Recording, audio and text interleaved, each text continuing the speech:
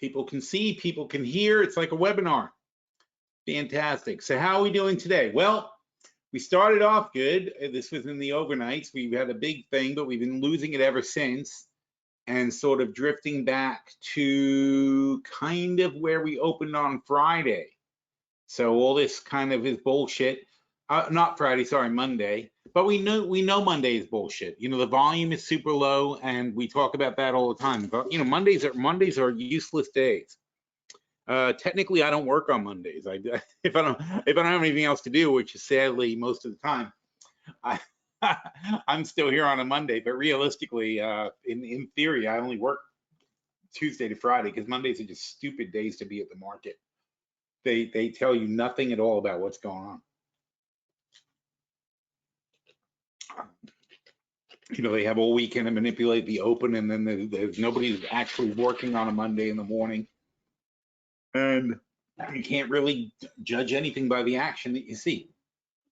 But anywho, so basically what we're doing is we're just reversing the bullshit of Monday, and now we're gonna have to wait and see what's actually happening in the market. But that's all we're at right now. The big picture, or the bigger picture, is watching how we're bouncing. So let's take a look at that.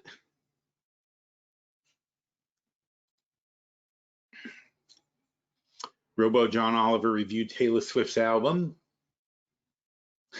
He was not pleased.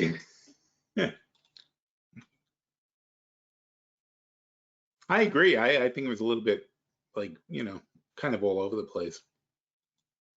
All right, well, this is not big. I wish it was bigger. I can make it bigger, I guess. Control++. So, you know, what matters here, let's see if I can make this smaller. No. There's a good place where I can get the indexes, you know, where they are now.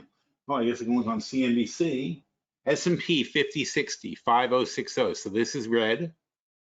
NASDAQ 15684, but that's the other NASDAQ. They don't tell you the 100. Dow 38.4.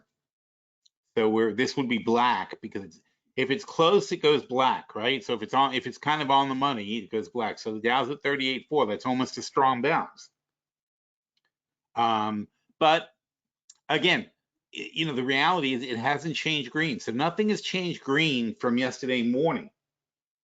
We're back in the same positions on these things. I don't know if Russell's going to come around, but S&P 5060, we said that. Everything's red now. Everything's ticking down a little bit. But this is kind of useful because it's like what was it, like an equalizer, right? If you had like an equalizer which told you the bass and the treble, and you could watch the little things bounce up and down when you were doing a tape recording back in the old days. I was watching the little girl with her mother at the pool, and she's saying, "Tape me, mommy, tape me." And I said to her mother, I'm like, "Does she have any idea what a tape is?" And she's like, "No, it's like an expression." You know, because she's using the phone, she's not using the tape recorder or anything like that. But they still say tape. They still say tape, which is interesting because it hasn't been a tape for how long, right?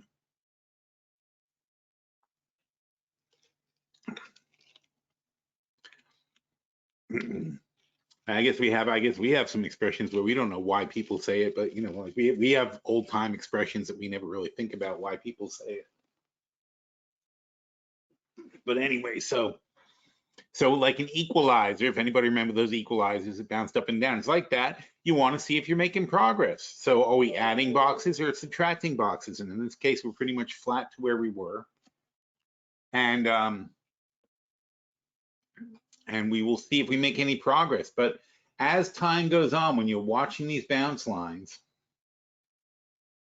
all right, so let's say basically everybody's kind of struggling to make a strong bounce. In fact, the Russell's basically at a weak bounce in this case. So we're struggling to get to the strong bounce lines. As time goes on, if you can't get back as fast as you fell, you're not going to have a V-shaped recovery, right? And when you don't have a V-shaped recovery, well, let's look at a longer chart. So when you fail to have a V-shaped recovery, this is what happens. Not that those are your only choices, but basically, was this going to be a V-shaped recovery? It looked like it for a minute, but we failed at the bounce line, and then we made another new low, and then we struggled back up, stopped at the same bounce line, made a little more progress, but came back again to test the line. It's not a quick thing, and you have to be careful being caught by these bounces. That's in fact why we started doing the bounce charts in the first place, was just to help people not get caught up by fake bounces. Like here's another one, right? You come down, you think you're going to recover, you end up consolidating to move a bit lower. You come back, you're still struggling at the same place, you move back down, consolidate again. You need more time to consolidate before you're going to make a move back up. You need to gather your resources. And of course, these are the worst, right? Because here you come down, you make a bounce, and then you fail the bounce, but then you fail the support, and then you're totally screwed. Now that's of course what we're expecting here. We're expecting on the S&P to get back down to 48, which isn't very far. 48's only right here. It's not like I'm predicting doom and gloom, but I do think we should be retesting 48, and that's because, which we talked about last week, is this is not an S&P chart. Oh, this is an S&P chart. What do you know? Well, you can't see 48. It's been updated.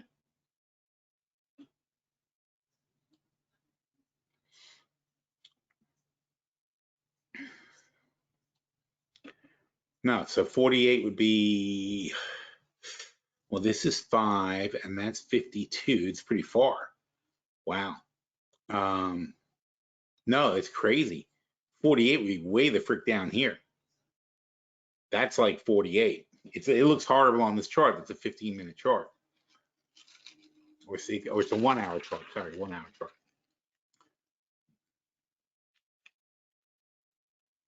But you know, as you can see, there is a support line here. There's a 1 hour support line. And if we move to another chart, we'd have a bigger picture. But in these 1 hour charts, we're still in the overbought territory. So it's not, you know, we haven't really worked off the problem yet.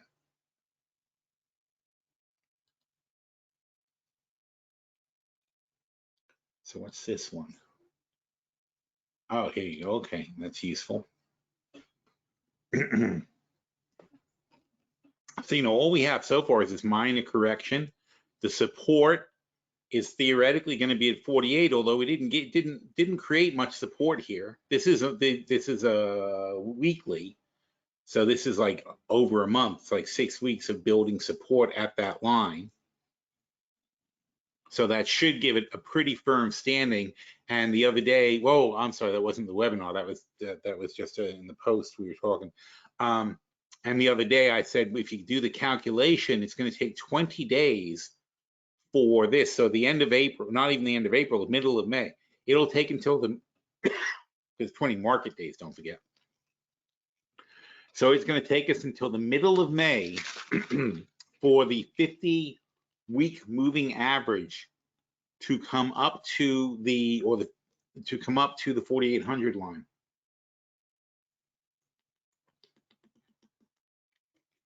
And that's a long time.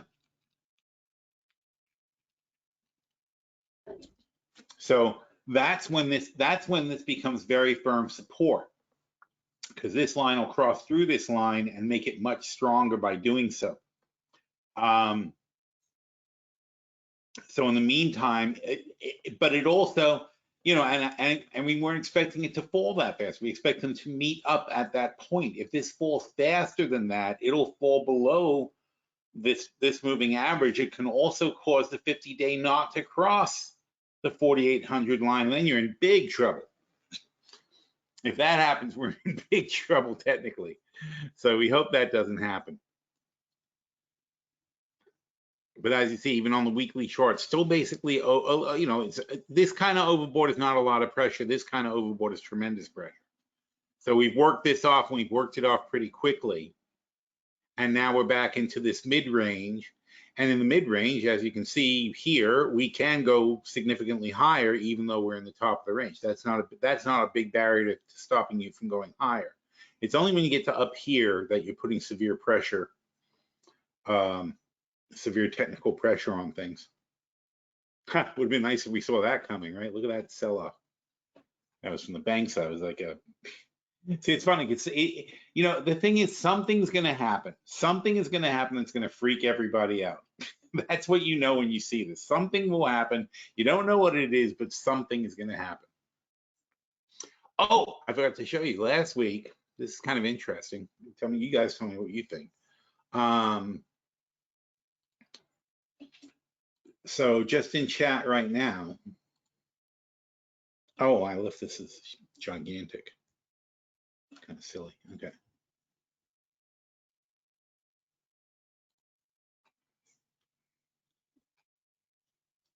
So just in chat right now, I use this thing. It's a very, very nice tool. My daughter told me about it because she uses it for class notes.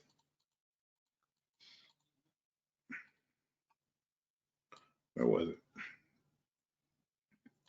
This Turbo Learn AI. And I'm just using the free version. I was very impressed. So I fed in, all I did is drop well, we can go to the main page, I guess. Let's do this. You know, actually we won't see much.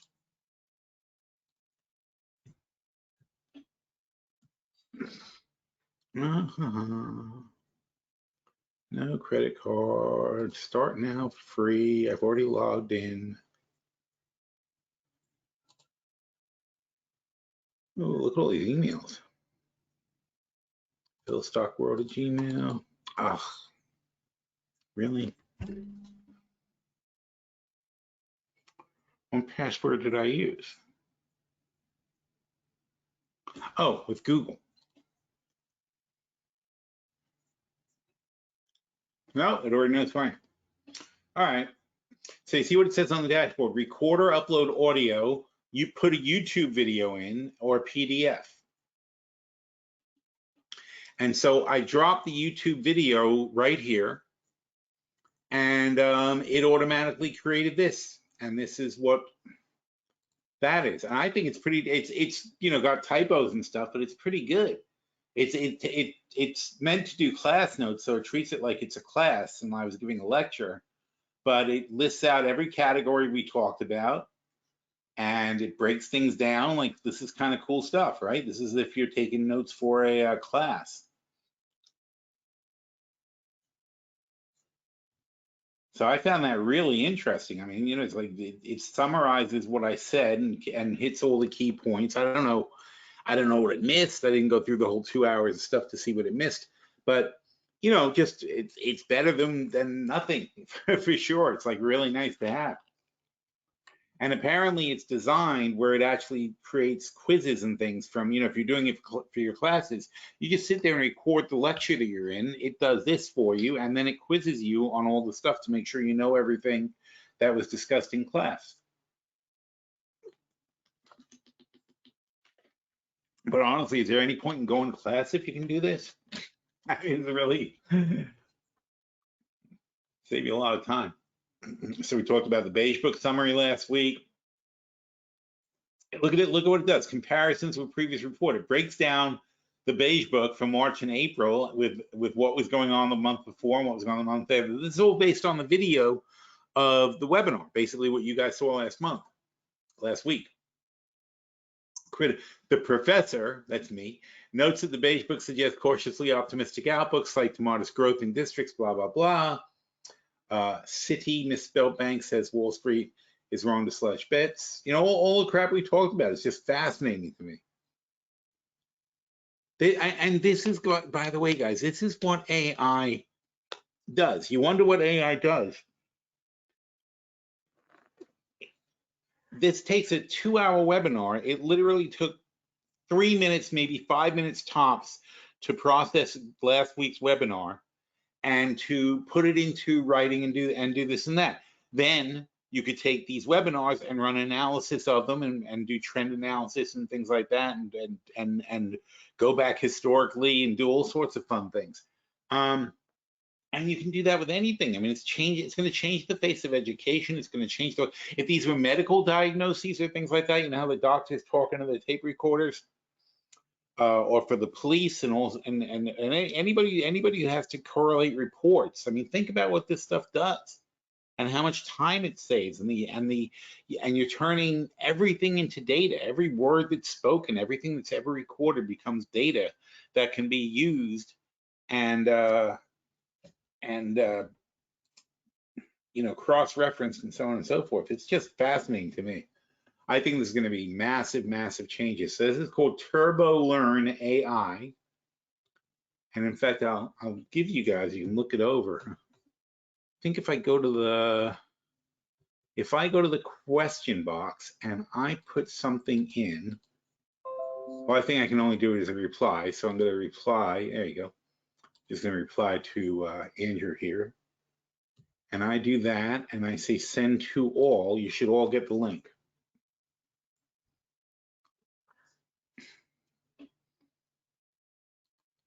You know, and here we are with our primitive cut and pasty sort of things.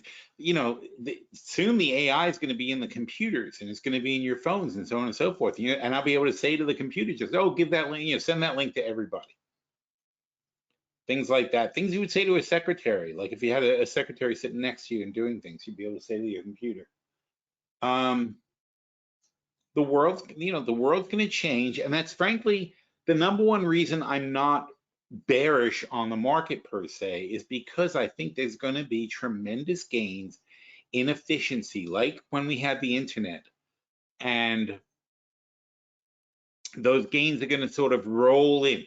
Because when, you know, obviously when we first had the internet and we had the .com, there were early adopters. There were big companies that were putting the internet to use and finding ways to do it. And then it became a bit more ubiquitous and it became faster and cheaper at the same time, right? It kept getting faster and cheaper. Remember Moore's Law, which is still kind of in effect. That's why we have this explosion of AI, because Moore's Law is still kind of in effect, where you get 10 times more processing power for 1/10 the price every few years. Like you keep doubling processing power, 10 times processing power for a lower cost than you had before. And you know, things quickly got cheaper. Soon everybody was installing internet systems and figuring out ways they could use the data and tying things together across corporations and so on and so forth. And all these companies came out, and Amazon comes out, and Google comes out. Which, you know, just think of Google alone, like compared to how you used to have to look up information. Now, the danger of that, which I think we talked about last week, is the danger of that, though, is that the web is getting so filled up with garbage from, you know, the other side of the thing is that AI is making it so easy to publish garbage on the web that, you know, the internet is filling up with junk and it becomes an indexing problem. But then again, the AIs are going to be able to do a better job of indexing and figuring out what's garbage and what's not. You know, of course, that's very scary, because now somebody somewhere in an ivory tower is deciding what's garbage and what's not garbage, and they're deciding what you should see and shouldn't see. But of course, that's what Google and Wikipedia and everybody does anyway. The good curators of content do that sort of thing. There's a thing called Perplexity.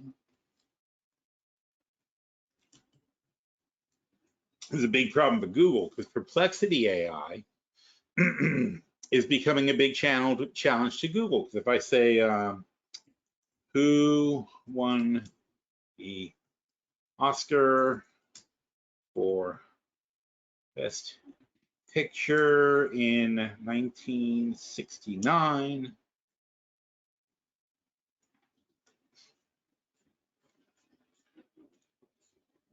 Midnight Cowboy. Okay, so we're going to ask Google the exact same question. Okay, so we got a new tab.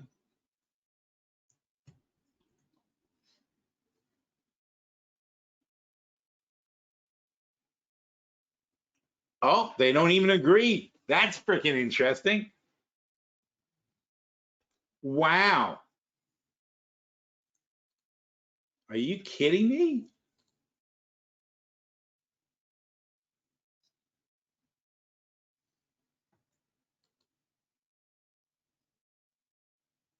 That's messed up. All right. So see, Google is starting to let me make a new tab.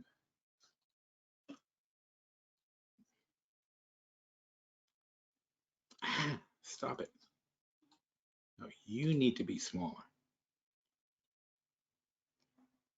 Where'd it go? Okay, you get small.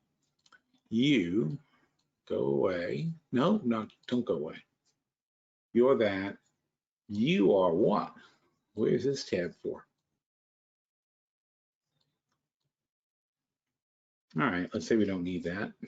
For argument's sake, we'll say we don't need that.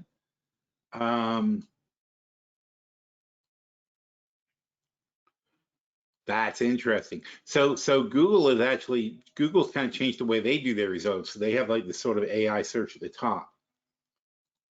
But you see Perplexity, there's no, I'm trying to do up and down. There's no tabbing up and down. This is it. This is their whole answer. That they say it's Midnight Cowboy. Google says Oliver. That's crazy.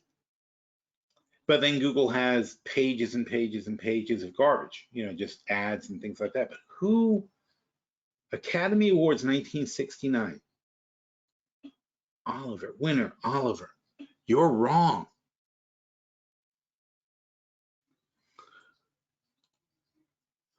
Let's assume Google's right. Did Midnight Cowboy win Best Picture?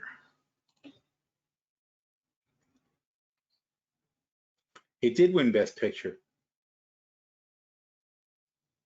The 1969 drama. I imagine, okay, so list of Best Picture winners by year. It must be a difference where one interprets it as being made in 69, but the correct answer would be the one that was for the Oscars in 1969, I think.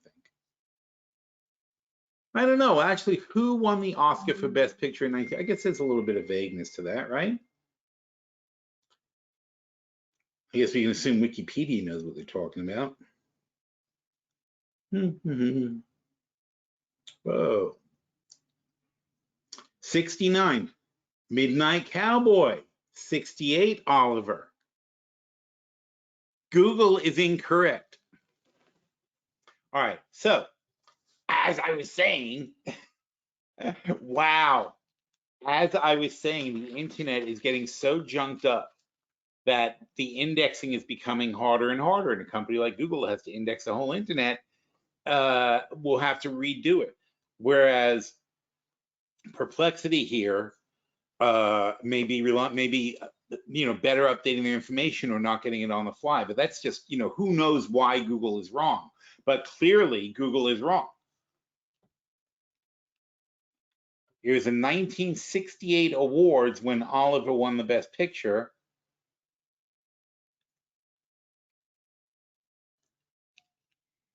And in 1969, Midnight Cowboy did win the Best Picture. Perplexity is correct.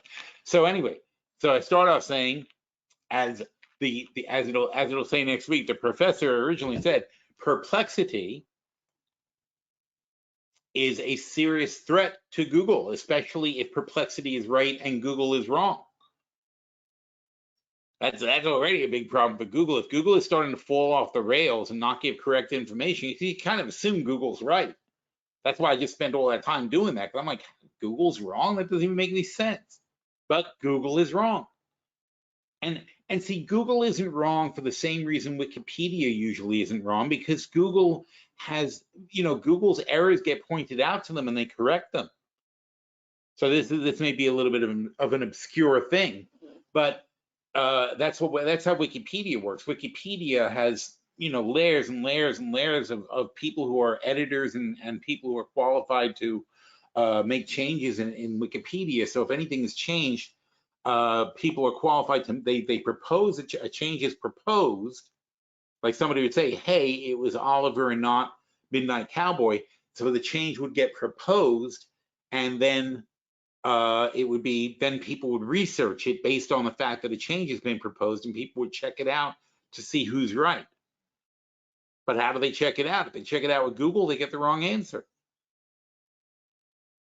This is very strange. I mean, you know, but this is exactly what I'm talking about. It's the breaking down of the internet. It's not going to happen all at once. It's going to happen in dribs and drabs like this, where things you think you can count on cannot be counted on. We already see this when we do our financials. We can't rely on the results of these searches that we do. Nope, that's not it. There we go. There's my main screen. So, you know, when we ask Bing, or we ask OpenAI, what's it called? Well, if we ask OpenAI, if we ask Copilot, which is a thing for the Microsoft now, or whoever, we don't know that we're going to get an accurate response. It's really random. So Perplexity in particular, they are, and they just shot their valuation up to $1 billion, and they just raised a round of things. Whoops, oh, let's go to webinar. So they just got valued up to $1 billion, and that's Perplexity AI. and it's an AI. It's a search engine. It's an AI that is specially a search engine. That's their main function, is to be a search engine. So by default, they act like Google, but and this is their claim. They say they're better than Google, and so far 1 for 1. But that's just crazy. I mean, this should not be happening. But the problem is that if you think about what Google did, is Google did a brute force cross-index search of the internet. And in fact, I was just looking at a site. I don't remember the name of it, but there's some site that pays you, like, I think it's 3 cents a link, as far as I could tell. But they seem to be paying 3 cents a link. I thought it was 30 cents a link, and I was thinking like I could program the AI to do it. You know, so I was looking at it, so I was thinking that's worth it. But for 3 cents a link, I wouldn't even let the AI do the work. I'm like, my AI has better things to do than look at your stupid things for 3 cents a link. But what it was is Google is paying people to look at a web page. So in other words, they have a search question, then there's a web page. They pay me, and I've been tested as to my my ability to do the job. I've been tested as to my English, in my understanding of English, and so on and so forth, or whatever language you're in, they test your language skills. So to make sure I understand exactly what I'm doing, and I'm proficient at doing it. But the question they ask you 20 times per set, where you make a grand total of like 60 cents, is they give you a question like this, and then there's a web link. And the web link they ask you, is this web link, is it, I forget what the term was, is it valid or invalid anyways? Is it what you were looking for this particular question, or is it not what you were looking for this particular question? Like if it gave me the history of the Oscars, that wouldn't really be an answer to this question, so I would rate it low. And then, of course, or it could be a dead web page. That's another thing they're concerned about. But it's Google who's paying you to do this. They're paying millions of people little part-time money. And I guess in India, you know, you want 60 cents, however long it takes you. It doesn't take very long. I mean, probably 30 seconds each. So 20 questions is 10 minutes, and you make 60 cents. And so in an hour, you're going to make 360. It's not, you know, I don't want to make that money, but you know, we can do better than 360 an hour, but there's plenty of countries where you can't. And if all you have to do is sit at your computer and click on stuff, why not, right? But the point is, Google is still based on a brute force system where they're basically asking people, is this web page relevant? Is this web page relevant? Is this web page relevant for this question? And whereas Perplexity is using the AIs to look at 100 possible pages Frankly, they're probably pulling them off Google though, or something. I mean, they're probably just pulling Google's top 100 things, but they can do that in a tenth of a second and read them all and then give back the one that they find relevant based on their interpretation. And they just give you, boom, one link. They're like, here you go. This is the fact. Here's the sources they use. They're telling you. We looked in Wikipedia. You know, best picture winners list, every single movie to win, blah, blah, blah. You know, they're telling you what their sources are. So when I ask a question in Perplexity, it's going to bring up new sources every time. Who was the second person to walk on the moon? Buzz Aldrin, I think, right? Yeah, Buzz Aldrin. So you see what it does? It immediately, and it's as fast as Google. It looks up Buzz Aldrin. I am Buzz Aldrin. Buzz Aldrin. View 2 more, and you can see the sources. So it quickly found that Buzz Aldrin was the correct answer, and then it gives me like a little information about Buzz Aldrin or whatever it's doing there, and it gives me a little bio of Buzz Aldrin. I mean, this is better than Google. And no ads. I'm sure they'll have ads at some point, but at the moment, no ads. And that's Google's problem, even for Google to start competing on it. So I wonder if Google gives me the right answer for this. Dashboard. What dashboard? Okay, we're done with that. So let's go back to Google.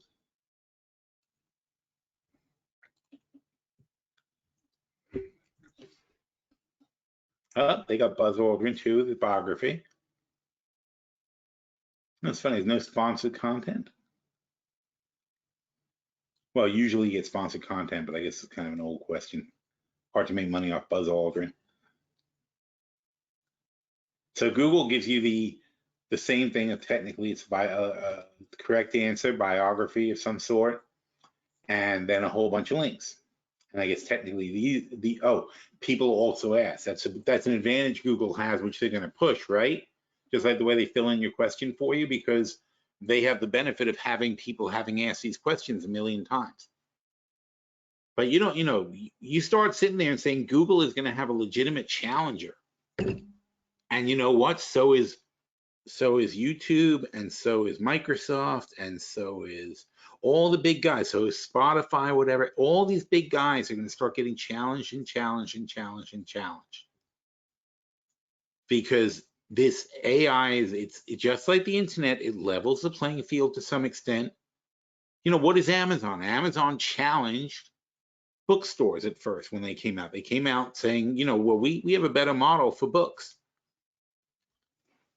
You know, we have a way to put a bookstore online and let you browse them and let you read pages of the books and let you buy a book, and can we deliver it to you very quickly, to the point where it's like, why would I go to the bookstore? It doesn't make any sense.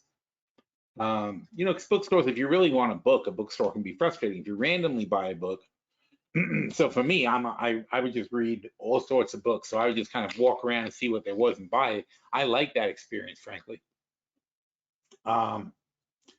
But when you want a book, and I've had that experience too, when you actually want a book and you go to a bookstore, half the time it's not there, and then they take forever to get it to you. So for that purpose, Amazon was actually kind of better. Then they started delivering every single thing else you could possibly want.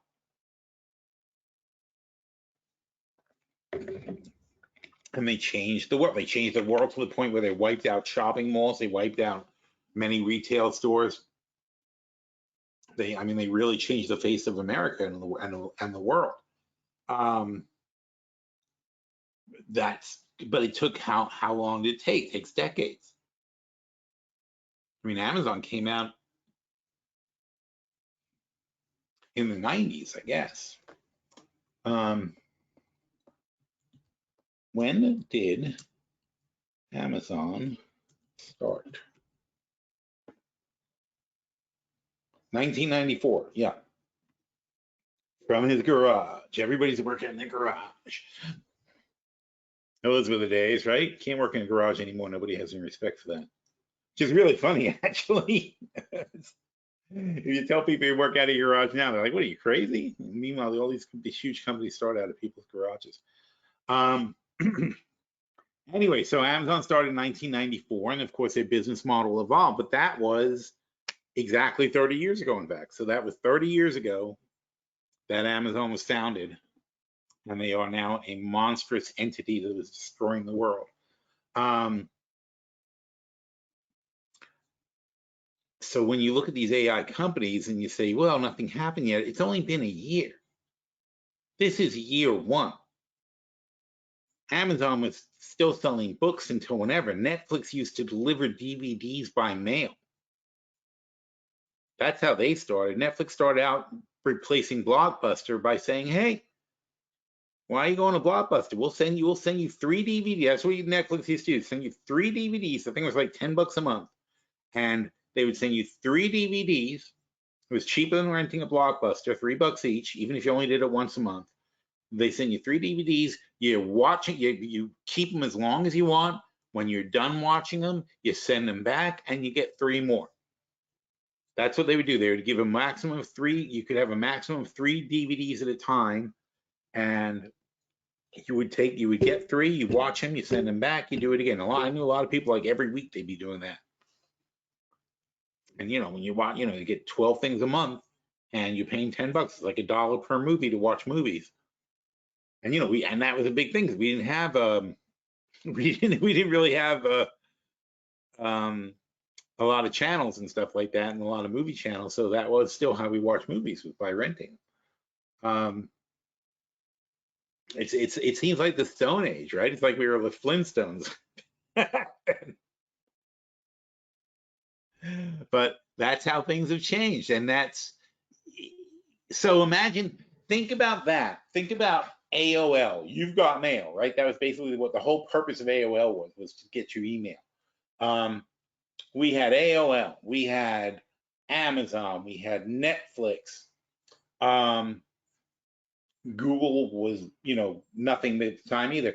And these massive trillion-dollar companies 30 years ago were cute little businesses with models that aren't even the same as what their models are anymore. Netflix there's nothing to do with delivering things anymore. Amazon does, books. Amazon still has books, but it's so much. It's grown into so much more. And 30 years later, how could you ever have even imagined what's going on now? 30 years ago, how could you have thought, okay, I'm watching Netflix now, I'm getting my DVDs by mail, but you know what? In 30 years, I'm going to have a Netflix channel that has thousands of things I could watch instantly. That instead of having to click on this list of things of movies that I might want to rent, I have every single movie, and the second I press the button, it comes right to my TV. How? If you said that was your plan at the time, people, the question would be, how would you do this? How would you where would you store the movies? On what space in the world would you put all these discs? There would be it was not even comprehensible that this could be done. And what, people are going to wait 12 hours to download the movie? It's like, it's going to be not a megabyte, what do you call it, gigabyte.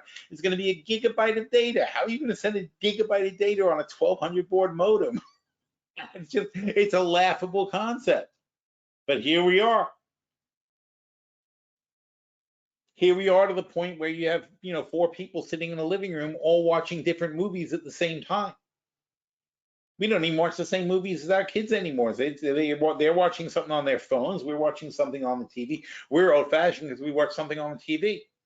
My kids, we were in a hotel for a week, and they did not turn their TV on once in their room. I couldn't, I was just, it was just bothering me the whole time. I'm just like, really? You have it's a great big, nice 64-inch TV or whatever it was, but it's a nice big screen TV setup. It was, right in the living room, and they're sitting in the living room with the TV off. Never once had a desire to put the TV on. They're only watching all their things on the phone. And it's like, I can't relate to that. I'm 60 years old. I don't relate to that at all. It's like, I put down my phone. As soon as there's a better screen around, I put down my phone. They don't do that. They live on that phone. It never leaves their hands. Although Jackie, she went on a boat trip recently and she said it was a pleasure. She put down her phone for a week. She said it was fantastic. She said it was an amazing experience. So we'll see if she wants to repeat it, but she was just amazed at how different life was without walking around with a phone for a week. And I remember when they were, jeez, I think Jackie must have been like 7, 8 years old when we got her an iPod, because all of her friends were texting and stuff, and she was like out of the loop. And I objected to having a phone, but I relented and got her an iPod, and then and literally like 2 years later or less, she had her first iPhone. I mean, it was just crazy. I mean, just it just, you were ostracized in the school. Not, not like the kids like you don't have an iPhone, but it's like if you don't have an iPhone, you're completely out of the loop with all your friends. Everybody was on their iPhones when she was 10 years old. This is 10, 11 years, well, she's 22. That was 12 years ago. So in 2012, I remember that it was already at that point where she's grown up effectively her entire life. She's always had a phone, always.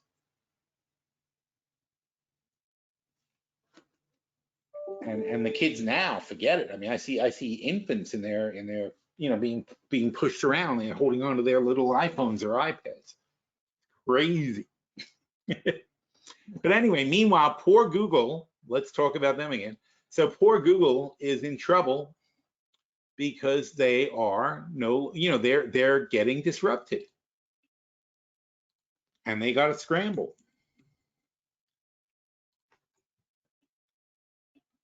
They don't even call themselves Google anymore. $2 trillion company. And did they have earnings? When are earnings? Does this thing tell you when earnings are? Why can't I get an earnings date? La-di-da.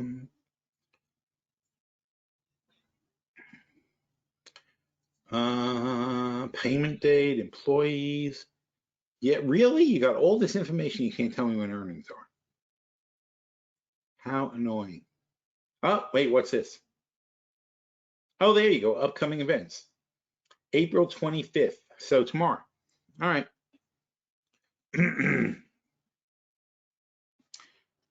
So meanwhile, they're in pretty good shape. Revenue, up, up, up. Income, up, up, up. EPS, up, up, up. PE, kind of flat. Well, so I mean, they generally trade at 25 times earnings, right? Dividends, they don't pay dividends, so they don't give a shit. So the question is, if you're buying Google now, they're 22 times earnings, which is not bad for Google. $2 trillion. They made 73 trillion last year. So if we take 73 billion. So if we get a handy dandy calculator, you always have to know whether you're looking at the forward earnings or the prior earnings. I like the prior earnings are real. They did actually earn $73 billion. And look at that jump from 60 to 73. That's 20%. And here they're expecting another 12. So it's not going to be 20%, but whatever it is, it's close to 20%. So they're basically saying, yeah, we're going to drop 20% more to the bottom line than we did last year, and we're going to grow like that every freaking year, son of a bitch. It boggles the mind. So $2 trillion divided by, what did we say, 74? Let's call it 74. All right, so they're 27 times last year's actual earnings. And then 2,000 divided by 85, which is what they project this year, is 23.5. I don't know where they're getting that from. They might be looking at the forward earnings here. So this is still 23.5 times earnings. This is a little bit rich of a valuation, so they better hit that number, and that number is a stretch. And I say, now, the thing is, how much does it cost them to do what they've done? They had a disaster with Bard. Now they've switched to this Gemini. Gemini is pretty good, but it's nowhere near as good as the other stuff that's out on the market because I've been using it. And so what is it costing them to play ball? They put money into Anthropic, billions of dollars. They're trying to catch up. Now, billions of dollars isn't a terrible hit to their bottom line, but it's something. And if they are not hitting their marks, if they're spending all this money and they're not hitting their marks, then what's going to happen to them?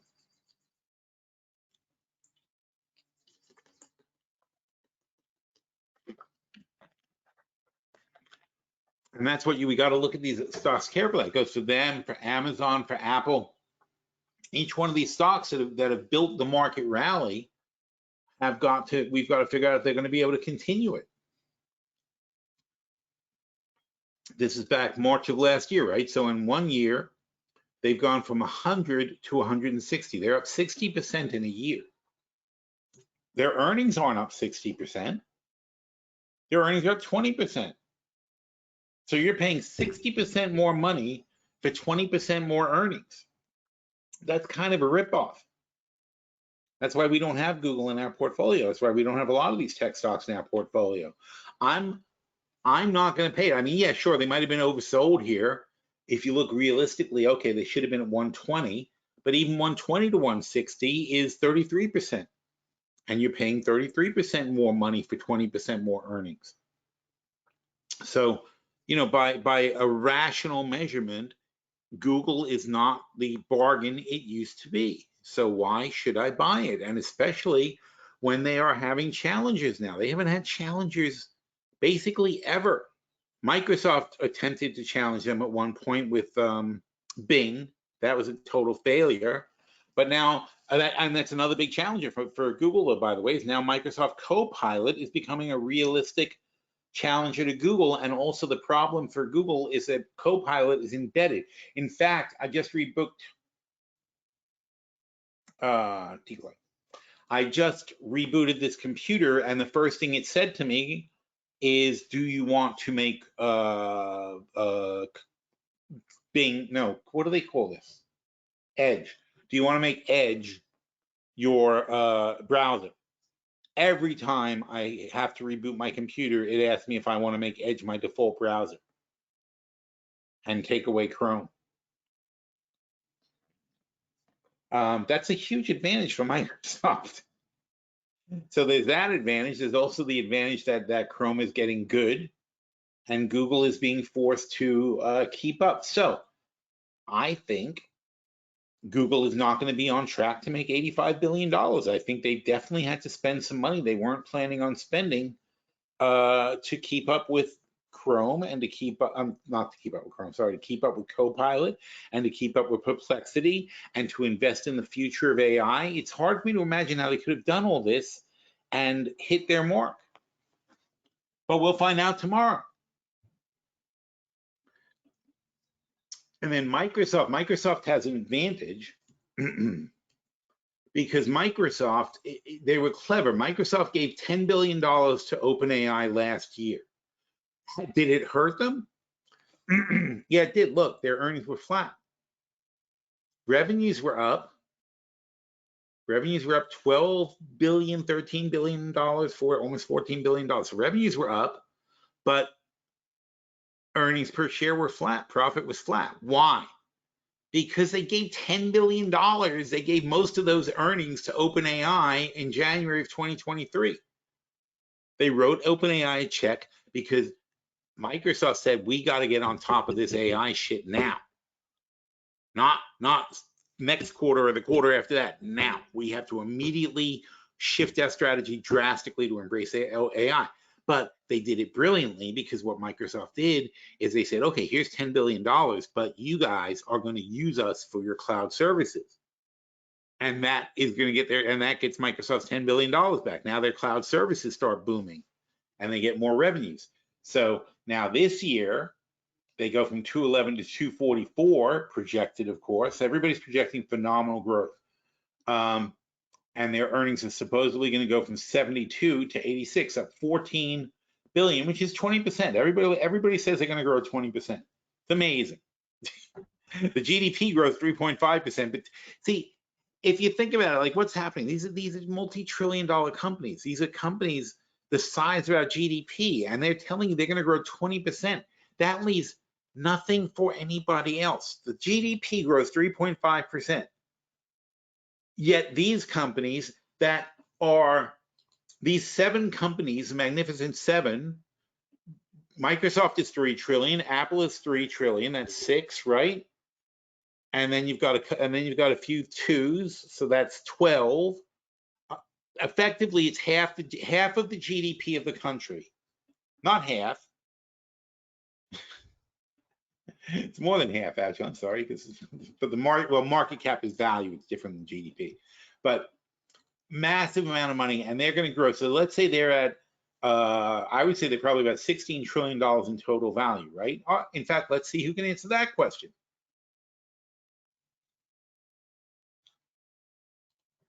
All right.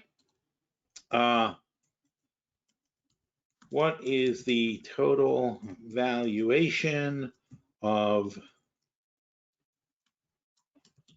the Magnificent 7?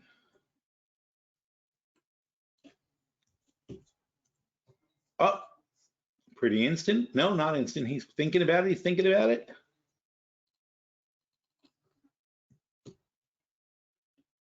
Ooh, comes up instantly with $12 trillion. See, Google's advantage is they get asked these questions all the time. As of February, it was 13 trillion. Now it's 12 trillion. And you were telling me 11.7 trillion as of January. Okay, so you have $12 trillion worth of stocks, right? And they're telling you that they're going to make 20% more money. So 12. Well, no, I'm sorry. They're not going to make. They're not going to.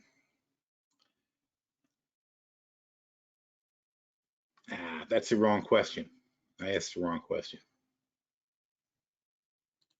Okay.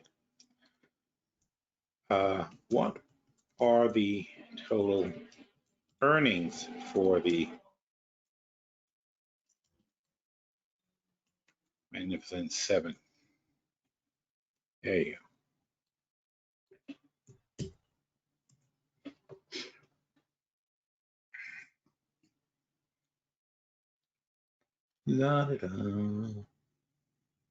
Nope, he can't answer that question. Interesting. Let's see if Google can answer that question.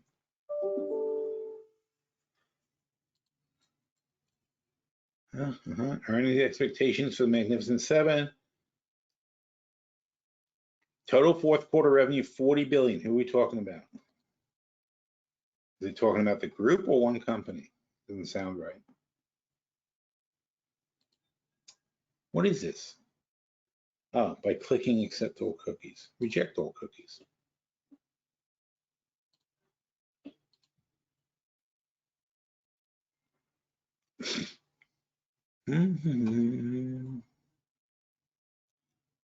Ugh, it's a lot of reading, huh? All right. See if Copilot can answer this question. What is this? Is this not Copilot? Historical electrical prices. I don't want to see that. Copilot. What were the total earnings for the Magnificent 7 in 2023?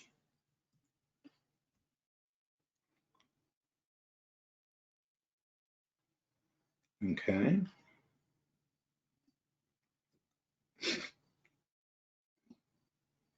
The remaining 493 stocks added just 6%. Well, that was the point I was making anyway. They're sucking up all of the growth.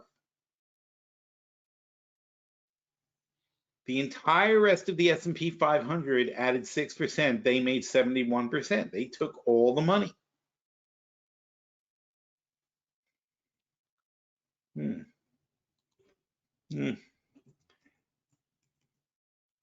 Can you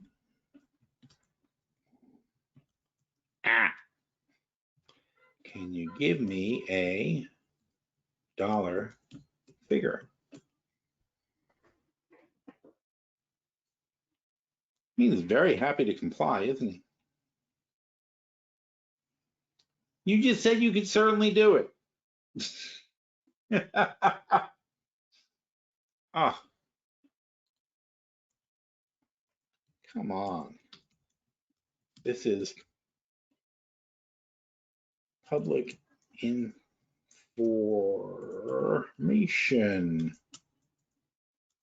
It must be somewhere. They're getting worse and worse at using the web. Everything is like, look, not specified, not specified, not specified. However, I've got you covered. It's still the same shit though. So frustrating. Anyway, but that was the point I was trying to make. I was trying to do the math, but the math says that these stocks are taking 71. They're growing. Their growth is 71% of the earnings gained, and the rest of the S&P 500 6%. I mean, it's so ridiculously imbalanced that it's like, why are we even bothering to invest in the S&P 500? It doesn't make any sense. And frankly, why are we investing in these jokers? Here's Amazon. Whoa, it's really all about Meta and Nvidia. They're the ones making all the money. I mean, Amazon up 100%, so what? Microsoft up 73%, so what? The Tesla's, Apple and Tesla are dragging the whole thing down. So we'll see what they actually make. But the thing is, we're looking at these earnings reports, and this is a problem. We were talking this morning about the sentiment thing. It's the same thing. The consumer sentiment, people are very down on the economy. They're not feeling good about anything that's happening. And when I mean people, I don't mean like, we're the investing class. You're here because you're the investing class. You are already almost certainly in the top 10% of the people in this country because you have money to invest in something. That by definition puts you head and shoulders above the vast majority of your fellow Americans. So we have a very different view of the world than what happens in the rest of the market. But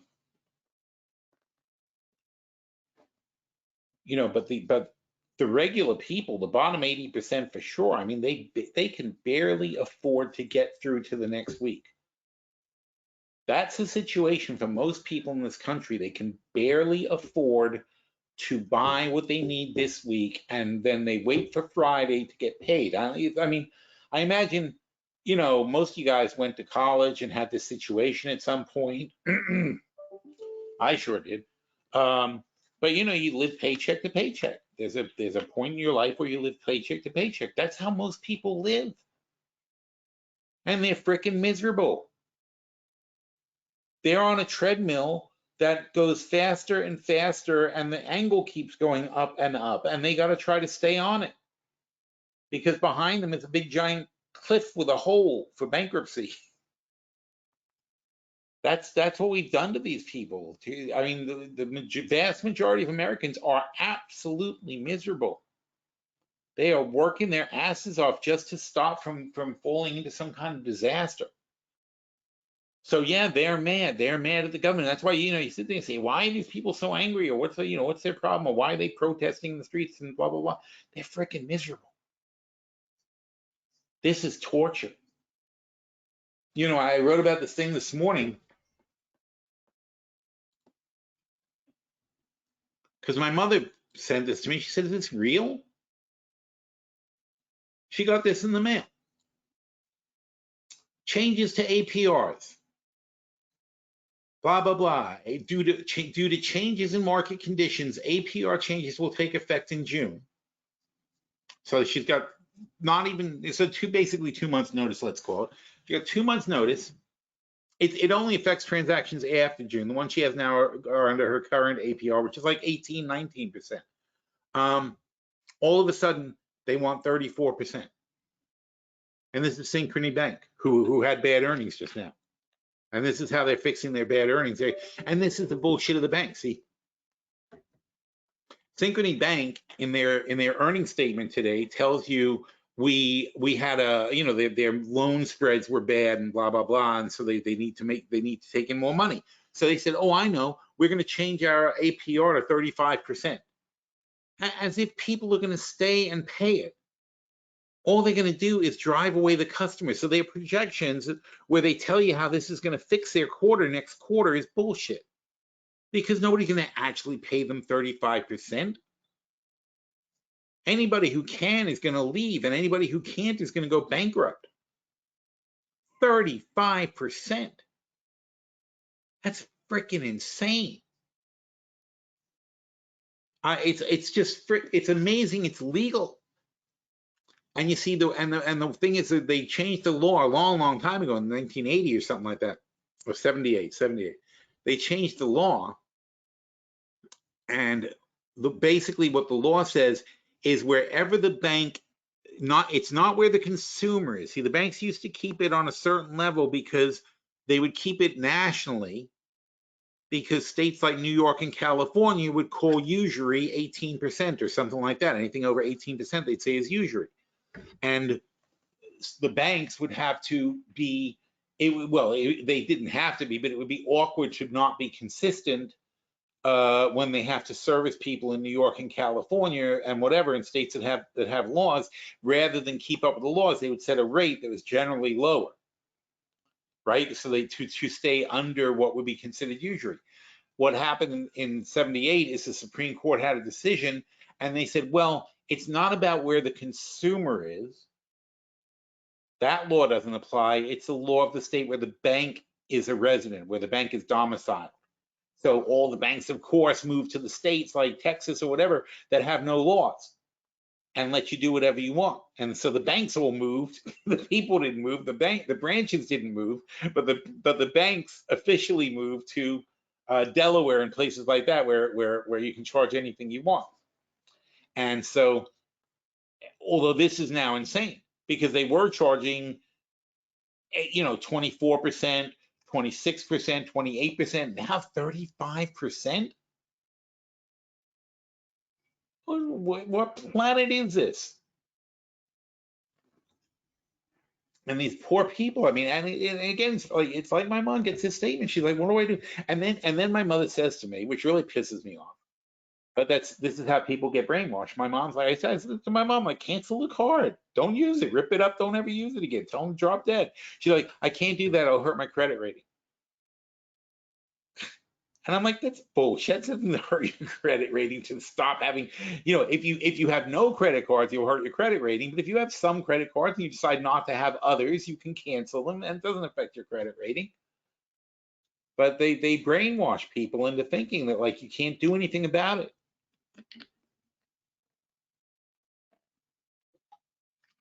But I mean, this is obviously predatory. This is insane.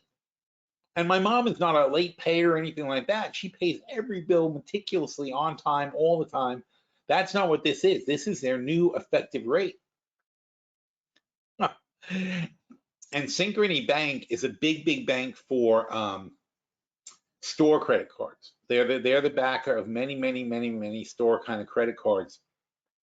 So, like layaway things, or like when you go to a furniture store and they're like, "Oh, sign up for this bank and we'll take, you'll have no," and that's the thing, they entice you with like no interest for 6 months kind of things, that kind of stuff when you're buying things. So when you're making big purchases, they try to get you to sign up for these cards.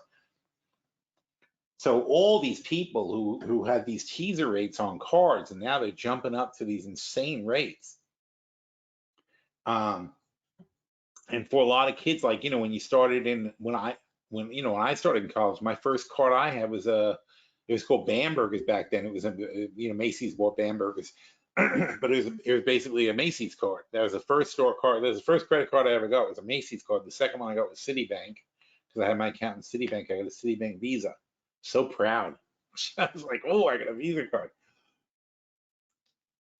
I think I was like 16. I wasn't even old enough to have one. I lied about my age.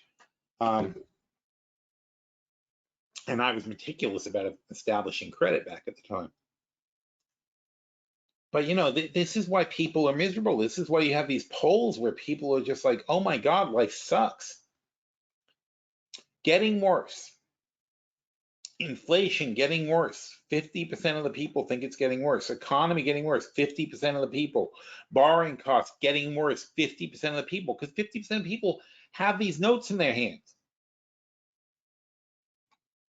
And when you can barely make your payment in the first place, you get notes like this, and you're like, well, what am I going to do? I can't pay off the card. I don't have the money to pay off the card. I need the card to buy more things next week. I can't, everybody's juggling, and a lot of people are, when you living paycheck to paycheck, you can get a month behind because you're juggling on your credit cards, or a couple of months behind, and people don't realize how much interest they're paying. They don't understand how much of their money goes to interest.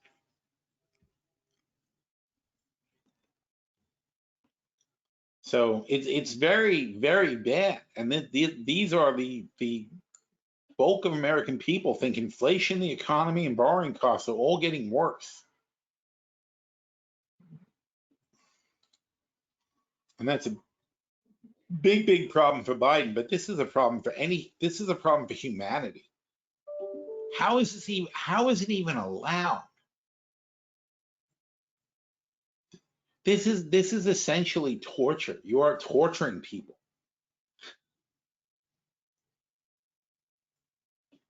I mean, literally, we need to bring back the mafia, because the mafia does not charge that kind of rate.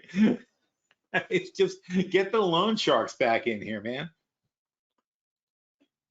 And they only break your legs if you don't pay. The government, don't forget, you can't even go bankrupt. Not even bankruptcy absolves you from credit card debt. It follows you to the grave, and they stick it on your estate. Whatever scrap of anything you have left when you die goes to pay off your credit card bills first.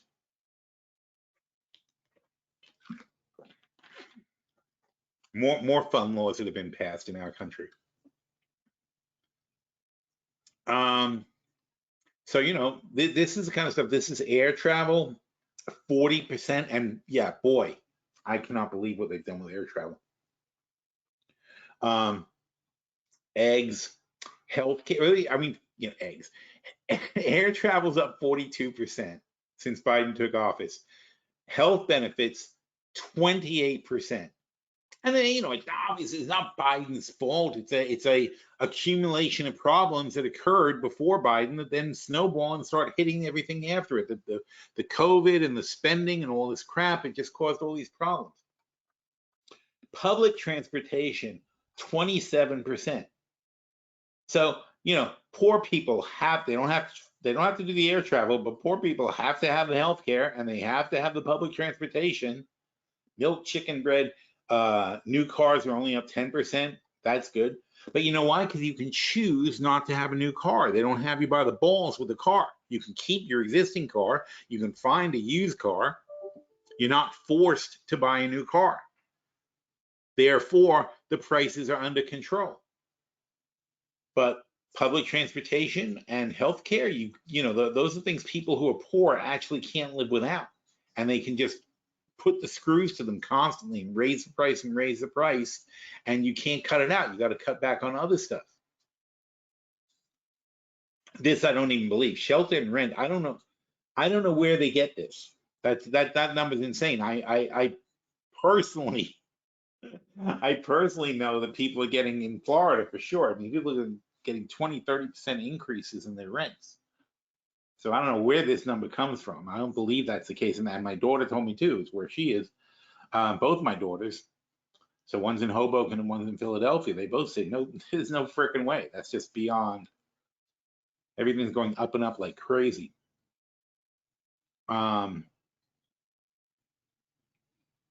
So then, obviously you get into this recessionary thing. If job security decreases, right now people have good job security. That's been a plus, but that's starting to fall apart. People are starting to get laid off and whatever. And this AI, the another downside to AI is you're going to have massive job insecurity. Nobody's job is safe. You are going to replace a good 20 to 30% of the labor force over the next 10 years with AI, and those jobs will not come back. They're not going to be replaced. Everybody says, oh, well, you lose these jobs and other jobs come out that you didn't imagine, whatever. Yes and no. In this particular case, though, you simply just don't need this many people to do anything. You no longer need, here. So,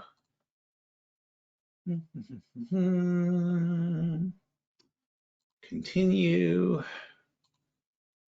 See if I can find my art one. There you go. Here's my artist guy.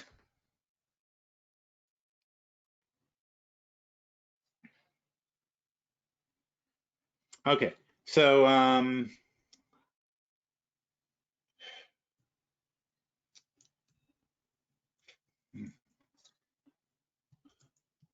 for PhilStockWorld.com, please give me a few logo designs. All right, so I mean, we've all had business cards drawn up or had logos made or something like that, right? And you go back and forth and you get design patterns and they give you ideas and so on and so forth, whatever. So here's what we do instead. So generally you're going to go to some kind of design studio and they're going to send you something or give you some ideas and you're going to approve something, then you can go to the printers and do whatever.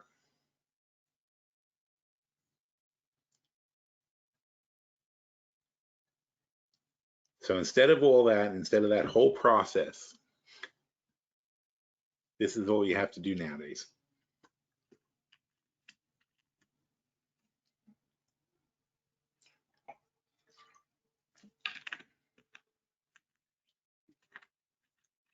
All right, they're not very good, but I didn't give them any particular way to do it. But had I given him more ideas or said something particularly, he could have done a better job. But these are actually pretty crappy, frankly. Here's a few logo designs, each reflecting unique aspects of the brand's identity, a few different styles. These designs include modern and minimalist logo, a classic design, global financial, and creative, playful logo with a cartoonish figure of Phil. That's a cartoonish figure of me.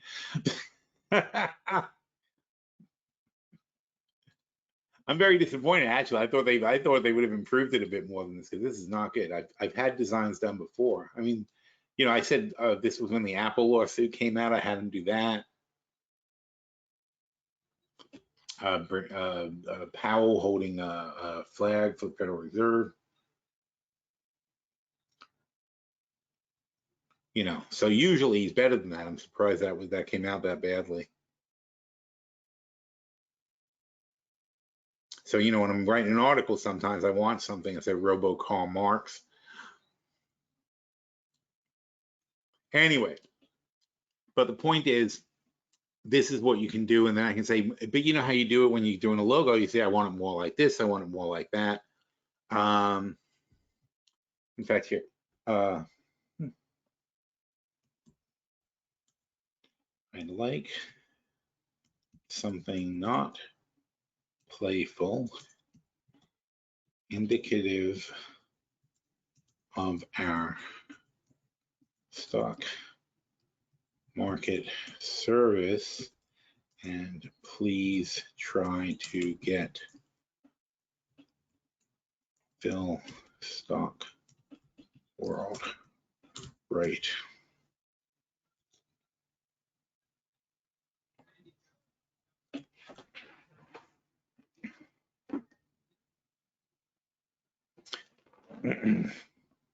But anyway, so you're replacing people.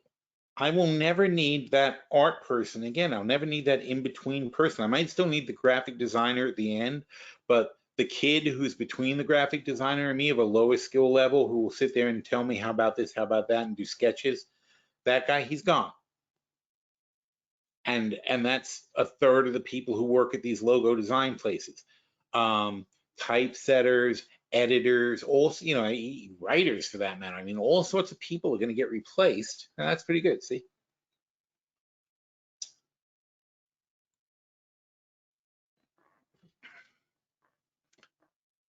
You know, and that's second try. Got 2 L's, but other than that, it's pretty good.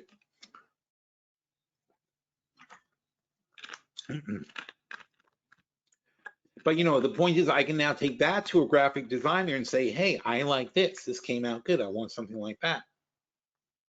And that this is free. On Midjourney, I can do much more sophisticated stuff.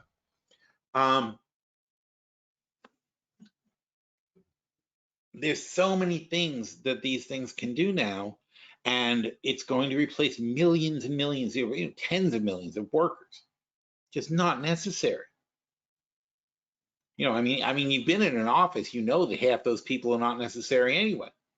You know, there's not too many offices where you can't look at like 20 or 30% of the people and be like gone, gone, gone, and it would have almost no effect. In fact, we learned that during COVID, didn't we? Right? We learned that if half the office doesn't show up, you still get stuff done. So now these machines can be trained to do your job and put things together. And like when I was away, Bodhi, not on this one, but I had Bodhi write for me on when I was on my boat trip a couple of weeks ago, and he did all the articles for the week. I just fed him. All I did is say, here's some new stuff I think is interesting, blah blah blah. You decide what you want to talk about today. And he'd give me a couple of ideas. I was being the editor basically for him. He was writing and I was editing. He would say, how about this, this, and that? How about this topic and this and that? And we'll talk about these 3 things that are important in the news. And I would say, sure, let's do that. I'm like, go ahead. And then he'd give me a draft. If I didn't like something, I would tell him and he would rewrite it. And then we published the report. And it was great because I had very little bandwidth on the boat, so I was barely functional myself, but I would just give him a few headline articles, say, read these, get me the information, you know, read these, give me a summary, tell me what's up, put it together, create an article, and let's go. And he would do all the grunt work, and my connection kept knocking off because we were at sea. So my connection kept. Oh, by the way, that's a huge thing. I was on the ship called the Freedom of the Seas, which was an older ship for Royal Caribbean. I have never been on an older ship of Royal Caribbean. I had no idea there was such a difference. You've got to find out how good the Wi-Fi is before you get on a boat. Because they sell you the service, they tell you your Wi-Fi is going to be great. It is not great at all. The other ships, the big ships that they have, which have this VROOM, Vroom service, that's perfect Wi-Fi. That's not a complaint ever. And that's about Jackie was just on one of those for her trip. No issues at all. This thing constantly losing connection. Every time the ship would hit a bump, it would lose connection. And the connection sucked in the first place when you had it. So I was very little connected to the web, but thank God I had my assistant, who is a computer, who is an AI. And thank God my assistant was able to handle basically most of my work for the week. That's the way the world's going to be. As people get more comfortable with this stuff, it's going to go more and more in that direction. And companies will learn, you know, again, we're at the early innings. It's 30 years from AOL and Netflix to go from basic nothing services to what they are now. It's the same thing with AI. It's going to be a couple of years of people even getting into the idea of using it, just like we did with the internet. We hardly used it the first couple of years. By 5 years in, we started, in fact, here you go, let's look at that. Internet adoption, blah, blah, blah.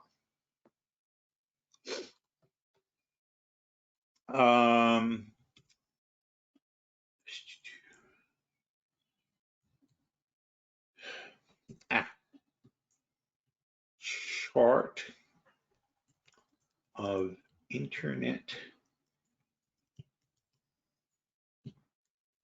Adoption in the US.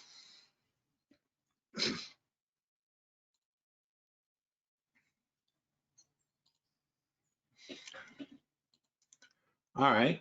Ow. So this is 2000. So in 2000, well, that's not even going back far enough. That's interesting. All right. Well, even so. So in 2000, half the people in the country are using it. I mean, I'm sure it was a similar sort of slope before that. Stop showing me these things. Really, nobody goes all the way back? 1995, that's better. So here you go. In 1995, and this is when AOL started, right? It was 1994. I think it's, yeah, 1994 is when Amazon started. So in 1994, only 14% of the people in the country had internet. Then it goes up to 20-something%, then 40%. This is 3 years. Oh, I'm sorry, this is 95. When Bezos was starting Amazon, it was here. It was like 10% of the people in the country. So one of the things he had to answer, which is the same thing you have to answer with AI, is, well, how many people are actually using this thing? You're going to base your whole company on this thing that only 10% of the people in the country are using. And he's got to have the faith to say, yeah, but it'll pick up. It's going to become a big thing. So it goes up from below 10%, 14 cents, it's doubling, 20-something%, almost doubling again. Then it goes to 30. Now you're at 50%, but then for whatever reason it flattened out for a year. Then it starts taking off again. Maybe it flattened out because you get to a point where you're like, well, okay, I've seen the internet and it's interesting, but it's not something I'm too excited about. But then killer apps start coming out. That's the thing. When things start coming out that people want to do on the internet, that causes adoption too. But we're at 95, 96, 97, 98, 99, 2000. 2000, half the people are using the internet. Then we had the .com crash, don't forget, and was it 9/11 was back then? For one? Yeah. So 9/11 was back then too. So we had so in 2000 is 2001, 2002. Then it was really flat for a few years. Still only 60% of the country using it, and this is this is 10 years. 10 years, and we had a jump start to 14%, and people are using it. We only just started this AI thing last year. It's 1 year. We are nowhere. We are here. We're not even here. We're here. That's where we are on AI.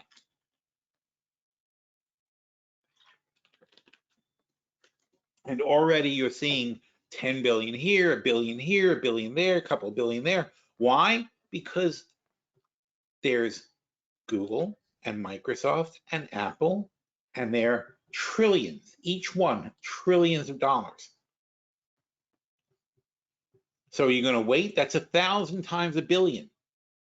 So are you going to not invest here? Are you going to not participate? Are you going to not be involved and let it all go past you? Sure, if you wait, you'll get here, and then you'll go from 60 to 80 over the next 20 years.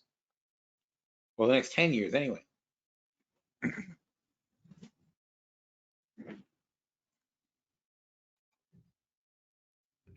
So that's where we are, and you have to realize that like how this is like really still in its infancy, and it's going to, but the changes are going to be unimaginable. The same way we could not imagine how we got 3 discs in the mail, and we go from getting 3 discs in the mail on Netflix to having every single show we'd ever want to watch in life on demand, and how Amazon went from having some books online. So all it was back here was books online. And now they own Whole Foods and deliver groceries to you and deliver any other thing you would ever want in the world. If you don't care what it costs, there's almost nothing I can't get on Amazon. I drink a lot of, as you know, I drink a lot of green tea, and I like all kinds of different exotic green teas. I can always get it on Amazon. I don't like it because they're a ripoff most of the time. I get spices on Amazon. I get all kinds of things that are hard to find. I get on Amazon because they've got it. There's almost nothing they don't have. And that's incredible when you think about the logistics of what they do, and they send it to you in 2 days. That's the other thing. We have a lot of things. We have a warehouse not far from me, about 10 miles from me. There's a warehouse. They built a big distribution center. Half the things we order, if it's normal stuff like paper plates or paper towels or toilet paper, things like that, it comes in an hour. We order it and it comes, and it seems so wasteful to me. I'm like, could they really? They didn't need to bring it in an hour. I could have had it later today. It's free. That's also crazy. They don't charge for it. It just seems very wasteful to me that somebody came all the way from the warehouse with like some paper towels. I'm sure they had some other stuff, but I would just feel better if they took more time. But who would have thought? Who would have thought here that here anything I want, anything I want in a day or so, from anywhere in the world, anything I could ever imagine owning could be delivered to me in a day or two for free. Let's say, people would laugh at your face. They would just kick you out of the room. The venture capital guys would kick you out of the room and say, it's not even worth considering. Your idea is insane. You'll never pull it off, blah, blah, blah. And here we are with all these companies that are going to replace 1/3 of the entire workforce. And if you do the math on something like that, okay, if I'm McDonald's and I'm paying my workers $30,000 a year, and you can replace, let's say you can replace 1 million workers and it's only going to cost me $10,000 per worker. That's $10 billion a year, just my contract with McDonald's. $10 billion a year for me to automate 1 million of their workers, so a percentage of their workforce. And I'll do that with Walmart, and I'll do that with this one and that one. So I'm not gonna sell them. They're not gonna own it. I'm gonna rent it. It's a service. It's gonna be an online service, and these AI companies are going to be bringing in billions and billions and billions of dollars in contracts to replace workers. And eventually their margins will shrink and they'll compete lower and lower prices, but they'll fight that off by what? Replacing more workers. What's the economic incentive here? Replace more and more workers. But when you go to McDonald's and say, hey, I got a worker who's going to work 24 hours a day, 7 days a week, they're never going to call in sick, they're never going to make, they won't, they're going to have a 99.97% of correct orders taken care of, they're going to increase your customer satisfaction by X amount. Obviously every single drive-through person who talks to you at the drive-through, and I know that's already like the soda girl, it's like they multitask her, but all these drive-through people can be replaced. And the soda person can be replaced by a machine that was sophisticated, automated enough. It's going to be really drastic, like more of a labor upheaval than we've ever experienced before, and that's going to happen over the next 10 years. And you're going to see this kind of adoption. And we've already got it. The factory floors, like Amazon, even Amazon, like robots are running around the Amazon factory getting packages and putting in and bringing them to people. People just take the items, come to the people on automated platforms, and they pick up the item, put it in a box, and send it to somebody. That's what they do. Because they don't have good robots that know how to put things in a box and send it. That's a little tricky for the robot so far. But believe me, as soon as they can replace that, they'll replace that too, because everybody's sitting there, Bezos doesn't want, a robot's not going to complain on 60 Minutes that they have to pee standing up and that they have to pee into a container and they're not allowed to take a break and this and that. You think Bezos wants that shit? He can replace them for 1/3 the price? He's going to replace them. So what's the economic incentive? Bezos's incentive, McDonald's incentive is to replace their workers for 1/3 the cost of the current workforce. Who doesn't want to do that? All right. Plus, the AIs don't have accidents. You don't have to insure them. You don't have to pay their Social Security, so on and so forth. And then what happens? Then the government's not getting the revenues they were getting for Social Security, and so on and so forth. Then the workman's compensation pool gets higher for the existing workers. For the human workers, they're going to have a smaller pool of workers to distribute the risk on. But one thing at a time, right? It's cascading problems that are going to occur, like the collapse of Social Security will be caused by this. So you get on this curve, and you're replacing all these workers. You're changing the dynamics of the labor force, obviously. And again, you're transferring wealth. You're transferring wealth away from people who are already at the bottom rung of the ladder. So of course you're going to get civil unrest and all this stuff, and there's going to be riots, and people will be anti-robot and this and that. And it's incredible stuff is going to start happening. It's going to be unbelievably disruptive, and nobody's really ready for it. Nobody's thinking about it. And frankly, we got bigger fish to fry. We got freaking wars going on all over the place. We've got global warming. Well, what'll kill us first? Will the unrest and the disruption kill us first, or the other? But then you get to a point, you say, well, there's a certain point where you might actually have a better society, but I don't know if we're going to make it that far. You got to worry about that too. If you let this stuff go, hopefully we'll make enough changes where something good happens. Anyway, so back to earnings. Let's talk about briefing. Here's briefing. It's the economic calendar.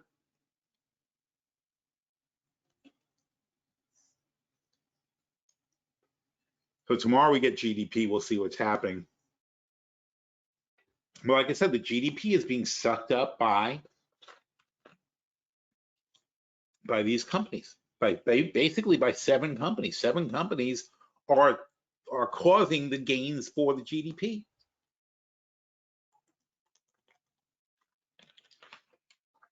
And this will be the first time we see Q1. It was 3.4%. It's going to slow to, significantly to 2.7%, which is kind of what the Fed wanted. But it doesn't do us any good if the GDP slows down and inflation doesn't. So we're going to have to still watch, the other reports. Now, as to earnings, let's get back to that topic.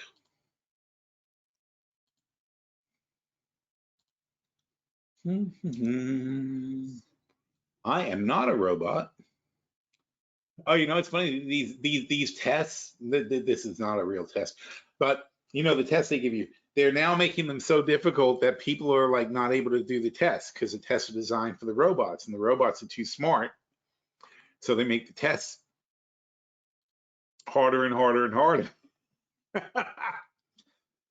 And all these people are complaining that they don't have, they're failing the test all the time. It's becoming a nightmare for people.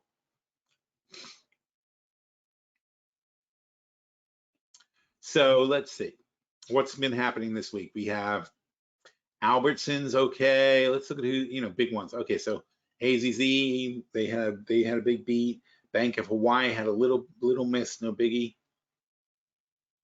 Truist did very well. Verizon did well. Zion, that's in line, who cares? AGNC's a REIT, awful. What happened to them? Wow. I hope that's a non-cash thing because they're in trouble otherwise. Where are we? Who is this? AT&T? AGNC.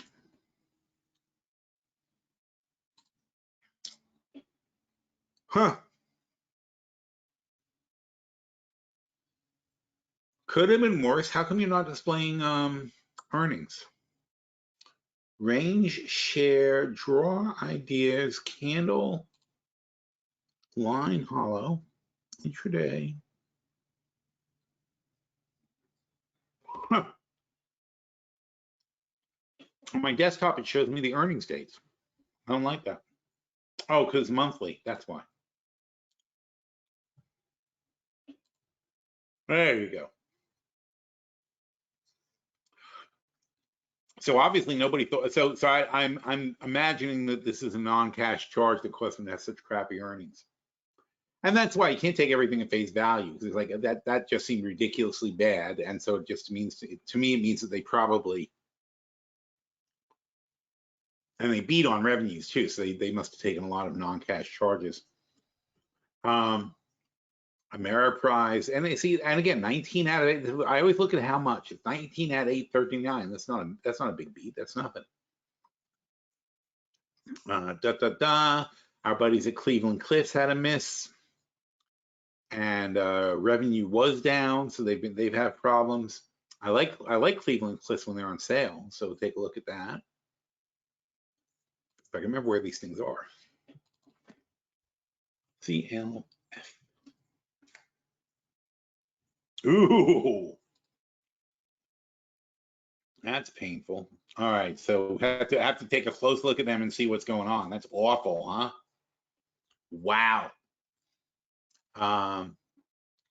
But this is how we find bargains. You know, we look at them and we say, did these guys deserve this kind of sell-off? MedSpace has a pretty 73 cents out of 320 series, but see that guide down? So you want to find out what that's about to see what's going on. Nucor, I like Nucor. They missed by 20 cents. It's not a big miss, but the guidance apparently is bad. Packaging, not a big deal. Pinnacle, not that. See that? There you go. They sold off. They should be bought. Not that I have any reason. PNF. I don't have any reason to think they sold off on that. Now, see. But this is what you do with the earnings reports. You say, did somebody go on sale for a bad reason?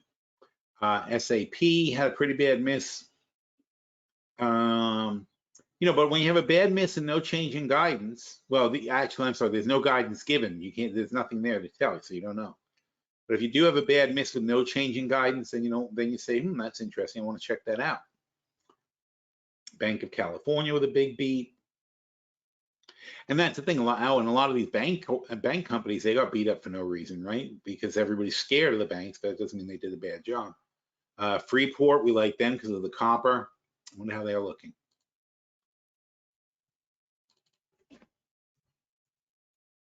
You always want to see who went on sale. So no real damage from earnings.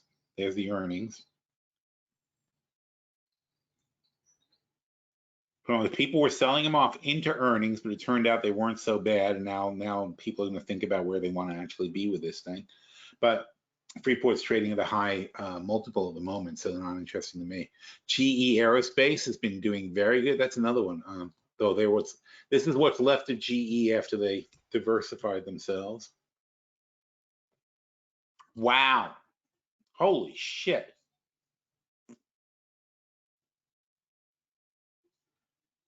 Yeah. Have to lay around doing nothing, right?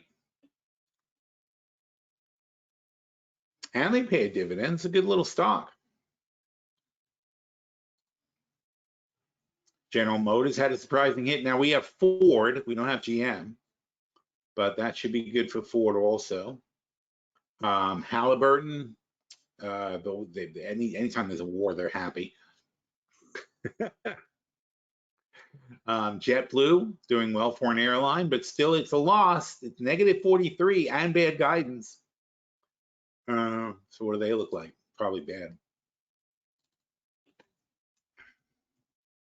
So better than feared, but still not good. And I don't know if I'd want to be involved in this. They were trying to do that. They're trying to do a merger, and that didn't work out for them. Oops. Lockheed Martin, of course, is a long-term favorite of ours. It's a stock of the century. Nexter's doing okay. This Nexter is doing okay too. Two Nexters are doing okay. Holy cow, there's so many reports, right? Pepsi. So let's take a look at, let's skip this along since we don't have that much time left. Who had bad guidance? Philip Morris had bad guidance. Ryder guided down a little bit, even though they had really nice earnings. Look at those earnings. Sherwin-Williams not doing well because of all the housing stuff. Xerox not good. Wow, huge miss. Huge miss. 35 cents expected, 6 actual cents. That's awful. Business is not good at Xerox. Chubb, insurance companies, because of their reserves, do very well in higher rate environments. Insurance companies must conservatively invest their reserves, so they tend to buy a lot of bonds and things like that. So when they're buying bonds at 5% with their massive insurance reserves that they're required to hold, that's good for business. That 5% means a lot versus 2%, 1% they've been getting for the past few years. So significant increases in revenue, and as long as there's not too many disasters, they do very well. End phase, ooh, very bad. Big miss and guiding down. I'm trying to find somebody who guided up. Nobody guides up. Oh, here you go, Manhattan. So these guys are guiding up. There's very few guide up, so that's bad too. When you see a lot more guide downs than guide up. Stride is up. We're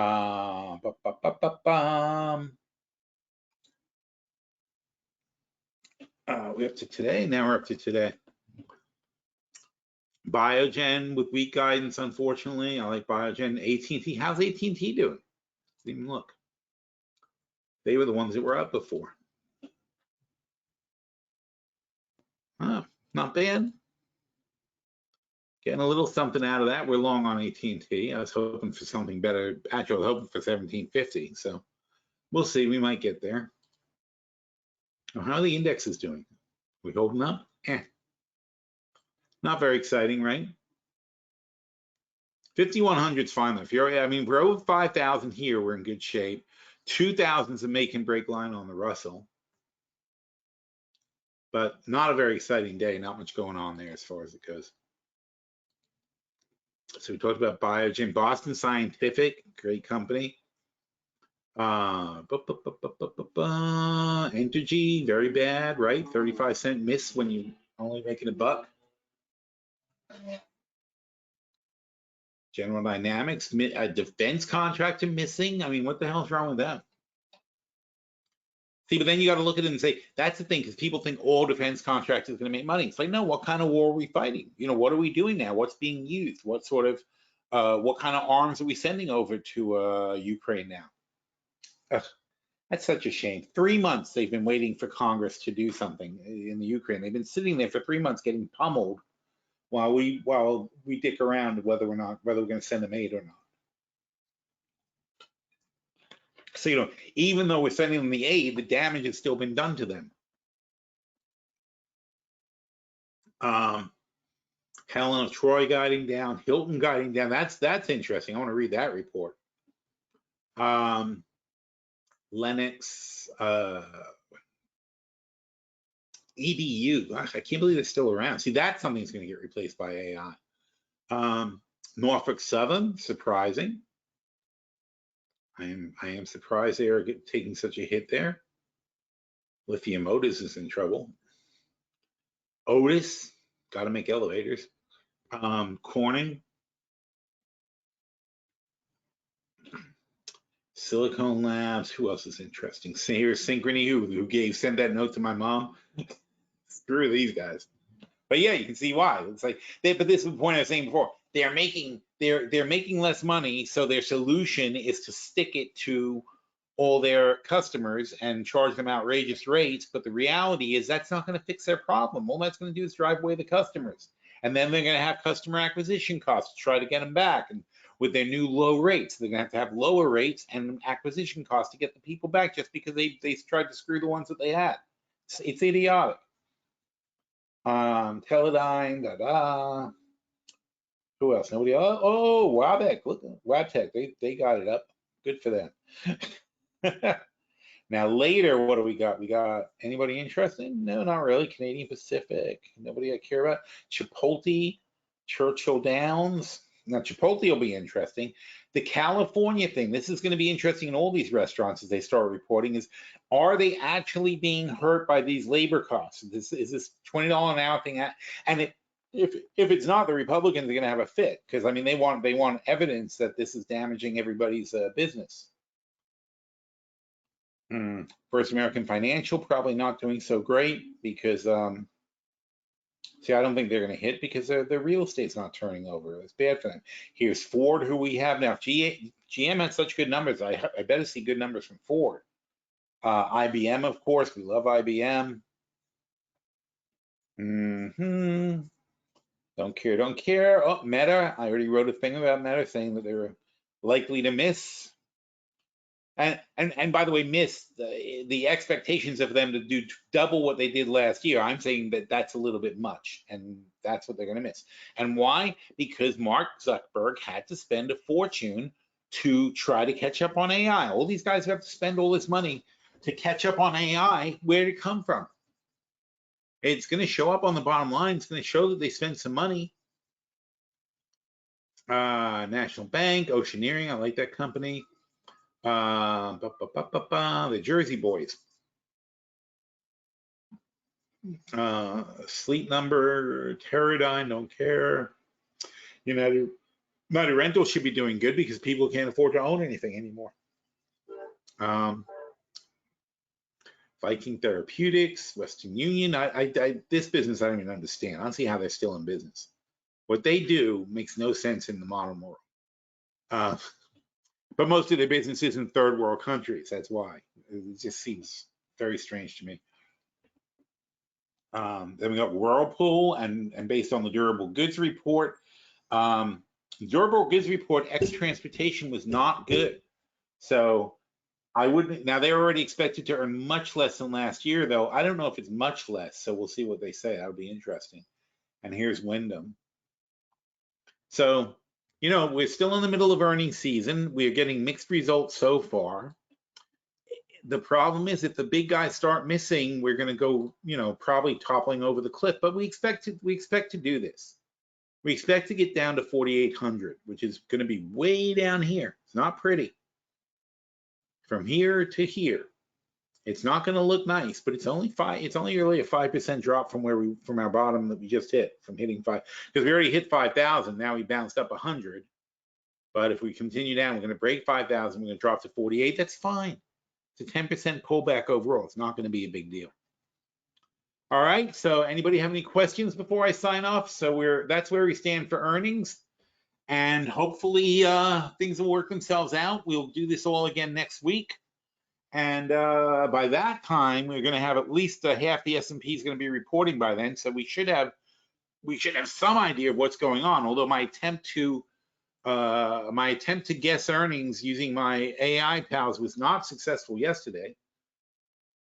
But also the problem is that's not what they did. Well, they didn't have enough data. We don't have enough data with only 100 S&P companies, and also it's the way they report, because the companies that have reported are in a different sector than the banks have reported so far, right? So mostly out of the 100 S&P companies that have reported, 50 of them have been banks. We have very limited data on other sectors, and it's the other sectors that are starting to report. So the best way to be able to gauge earnings is to be about 2/3 through, and then you look at what sectors you have a significant statistics on, then you can do it. Like just now, GM just reported great blockbuster earnings. I now expect Ford to do better than just basically in line. But again, that doesn't mean you don't know for sure, because they have very different product mixes and different strategies and so on and so forth. So GM might have been lucky where Ford wasn't, just because they have the right mix of cars. So we'll see. Clearly, Tesla hasn't been lucky, but it doesn't matter. Oh, that's something we should talk about that. So, I mean, John said it all in the chat. He had a whole diatribe of Tesla somewhere.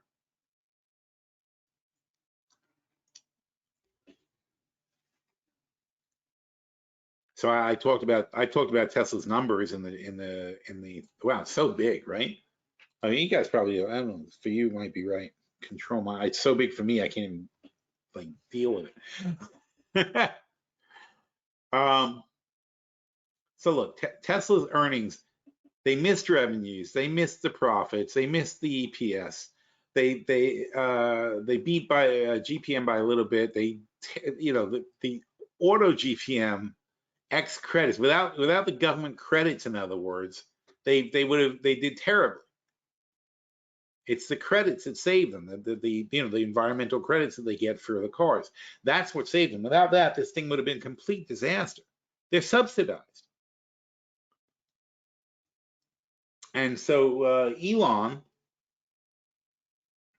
pivots and says, well, forget the cars, which is just completely ridiculous. But he's saying, forget the cars. We're now a robot and self-driving taxi company. But this comes right on the heels of Hertz canceling. Hertz was going to make like 10 to 20% of their fleet electric with Tesla. That was their plan. They started doing it, and everywhere they tested it, it was a complete failure. People don't want to rent electric cars. There's not enough charging infrastructure to make people comfortable with electric cars. People, if you don't own an electric car in the first place and you go to Hertz, you don't want the electric car because you don't know anything about where do I charge it? What do I do with it? You know how they're all about, you got to return the car full. They probably tell you got to return the car fully charged. You're like, how am I going to do that? That right there becomes a huge problem, right? I know how to go to a gas station. I have no idea how to return the car fully charged.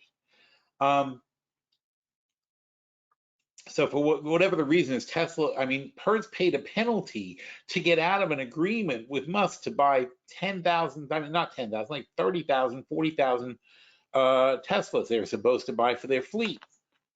They were going to make about 10% of the cars in their fleet or 20% of the cars in their fleet electric vehicles.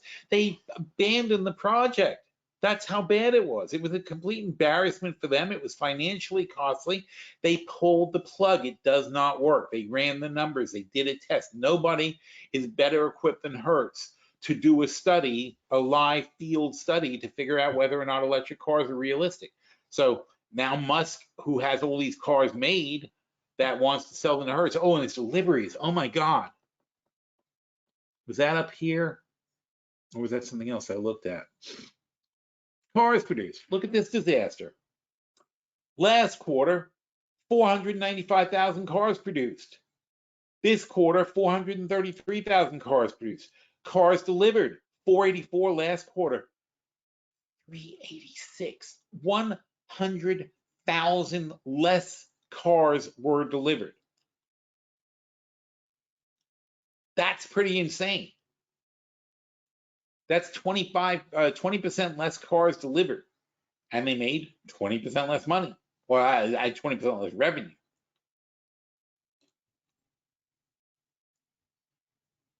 And as much as he wants to tell you they're not a car company, yeah, they're a car company. Out of 25 billion in revenue, 21 billion is from cars. And that doesn't even that isn't even clear as to whether it's the thing. How is their solar roofing doing? They don't break it out. They don't tell you what's going on. How's the rest of the business going?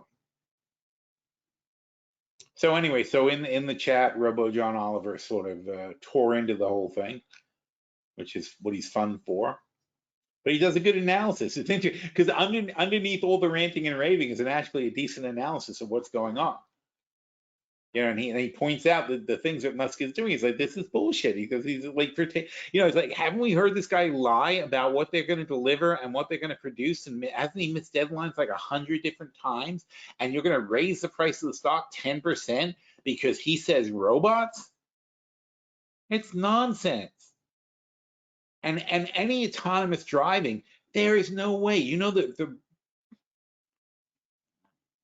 When you sell someone a car, you're collecting 50,000, 60,000, whatever dollars from the person, right?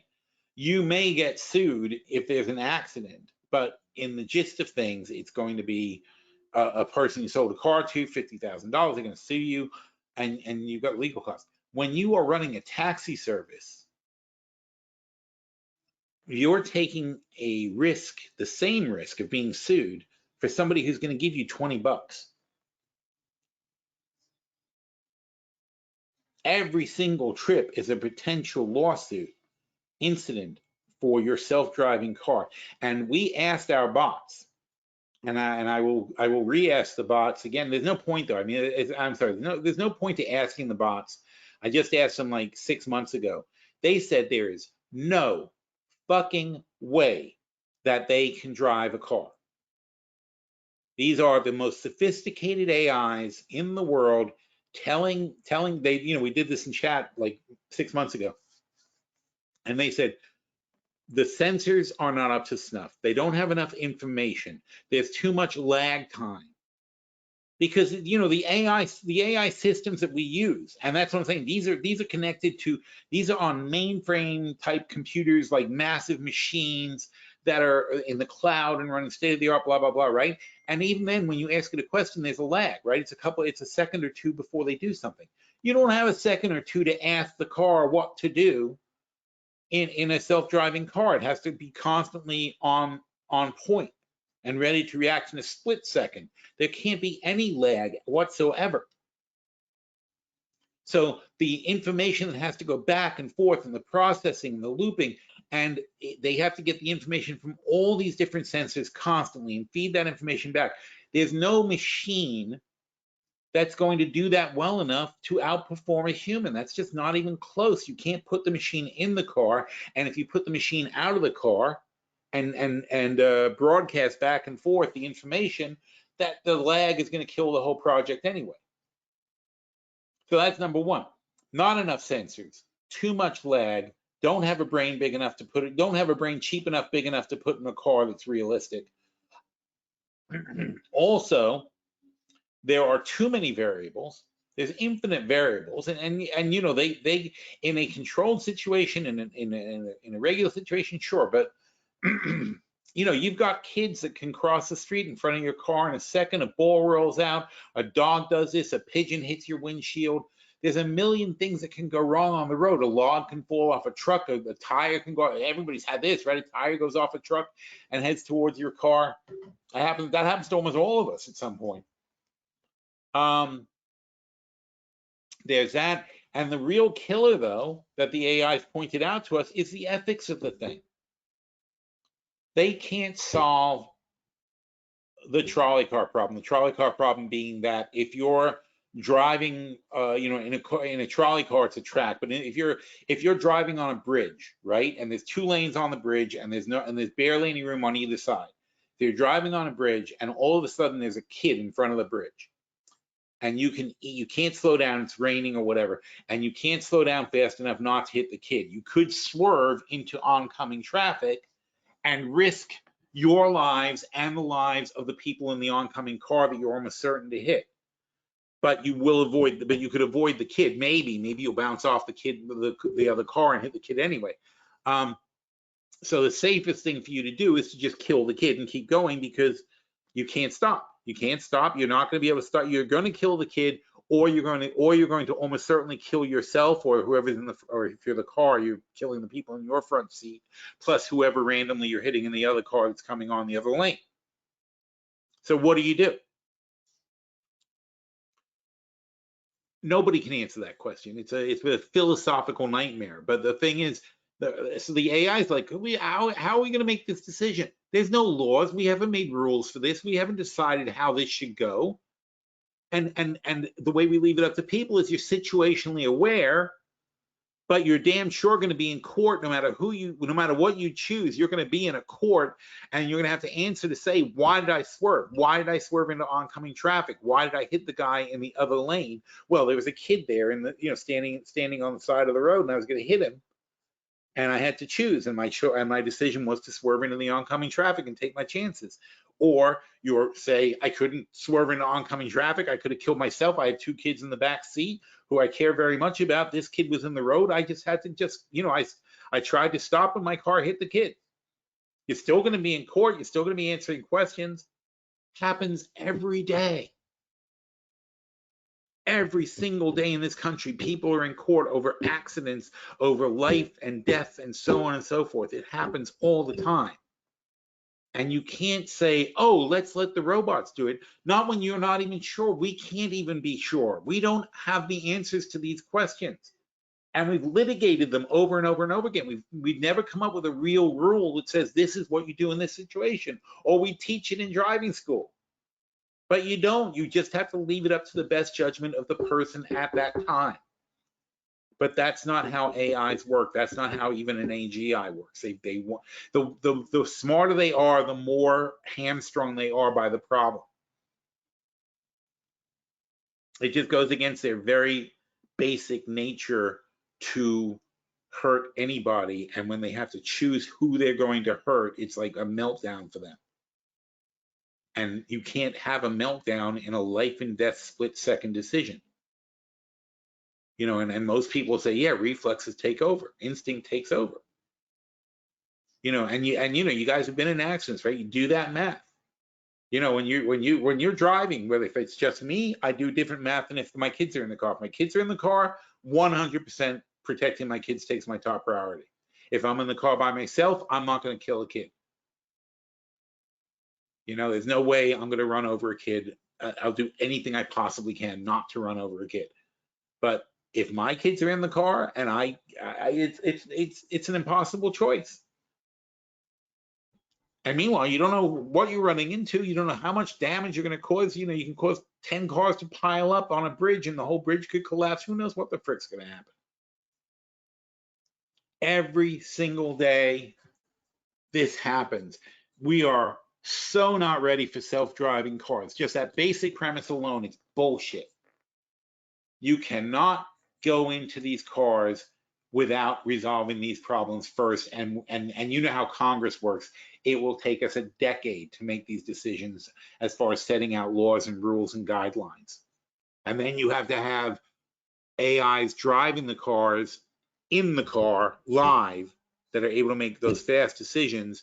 They've got to be aware of all those ethical guidelines, and they've got to be able to access them and think about them, just like you have to, though. Just like you're going to make a choice, they have to make a choice. But you have to at least tell them what a choice should be. We don't even understand the question. We don't even know what to tell them to do. And that's what we're doing. We're putting these cars on the road, and we're basically saying to the AIs that are driving them, you figure it out, okay? You know, if something happens, just, you know, do your best.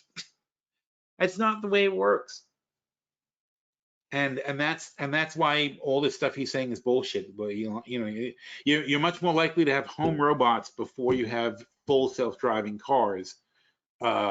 It's going to devolve into a nightmare of lawsuits and problems. And rushing it to market, which is what he's basically doing, is potentially destroying the company via lawsuits. So that's where we are. But we'll see. We'll see how people take it, and we'll see what the gist of the conversation is. All right. Thanks, everybody, for coming. I'll see you again next week. Take care.